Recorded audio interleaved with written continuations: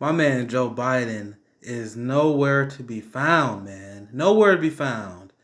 The presumptive nominee, the front runner, the guy that's gonna defeat Donald Trump in the middle of a pandemic is nowhere to be found.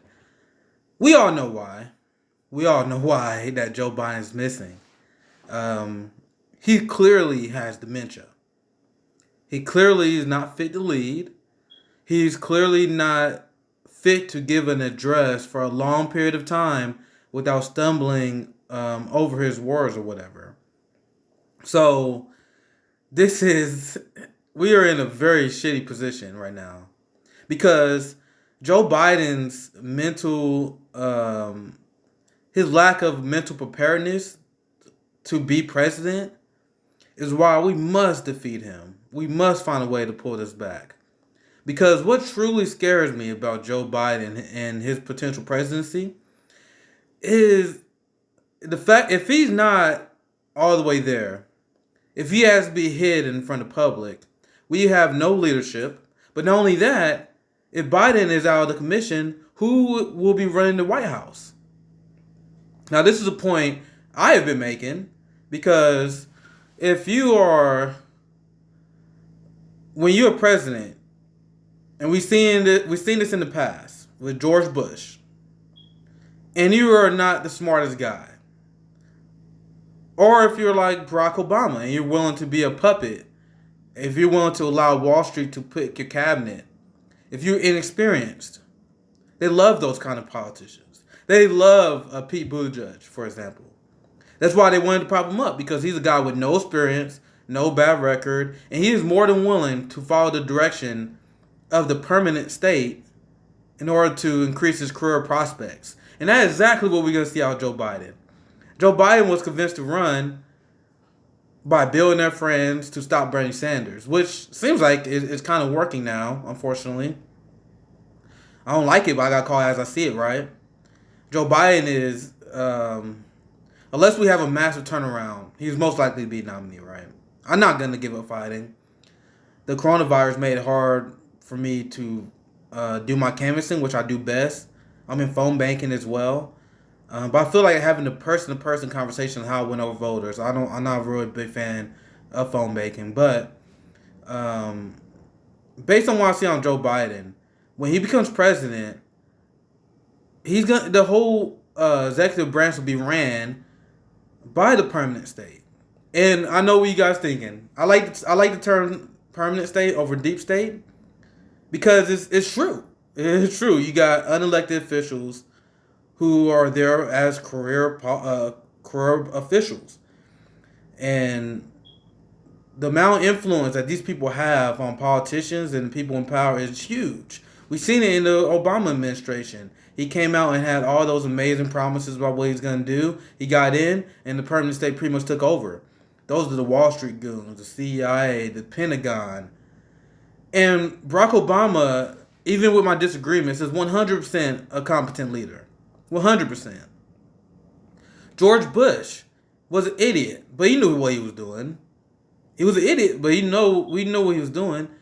And both of those presidencies was hijacked by the deep state, the permanent state, the people that were in power, Wall Street. So when you got Joe Biden as a potential president, that's exactly what will be ran in the White House, right? So I saw Joe Biden's potential cabinet picks, and this is why there's almost no way you can convince me to vote for Joe Biden. No way. No way. The only way I will vote for Joe Biden is in the year 2024, if somehow he miraculously manages to win the White House without the support of young people and independents, and let's say he won, right? And then during this White House, his run, let's say he embraces the left wing, right? The populist left. Like, fully embraces. Nia Turner as VP. You got Zephyr Teachout in the administration. You got a ton of people on the progressive left that's in the administration. And they run the most progressive administration of all time. All time. Then I would, and only then, will I vote for Joe Biden in 2024. Then and only then. Because he does have Michael Bloomberg to World Bank. Let me get and Jamie Dimon as well. Sorry, I'll blank on the name there. Jamie Dimon as Treasury Secretary. Now, you get the idea who will be running the Joe Biden administration, right? And you see, it will be essentially the Democratic establishment that will be running Joe Biden's White House. And now compare the White House response. The response you got from Republican leaderships that are embracing a more progressive ideology in the midst of this crisis than a lot of the Democratic leadership. You have pretty much means-tested, neoliberal, warmongering administration with Joe Biden. Look at his cabinet pits. And Joe Biden will not be the one calling the shots. And that's why his disappearance in the midst of this pandemic is very, very telling. Very, very telling. Very, very telling. There is no way that Joe Biden will be able to hold economic crisis roundtables like Bernie Sanders is holding. There is no way that Joe Biden can manage holding a panel of experts and moderating that and putting his input and tying policy together with it. And when Joe Biden is president, when we hit with the next pandemic, he's going to go in hiding again. He's going to go in hiding again. And this is the guy who Democrats believe is a better leader than Bernie Sanders. This is the guy that Democrats are putting their faith in. The guy who don't give a single fuck. Don't give a single fuck. He literally said millennials he don't have any empathy for millennials. No empathy at all. Right? So now he's completely disappeared in this epidemic. No leadership be found, and that pretty much was gonna sum up his White House, his executive branch.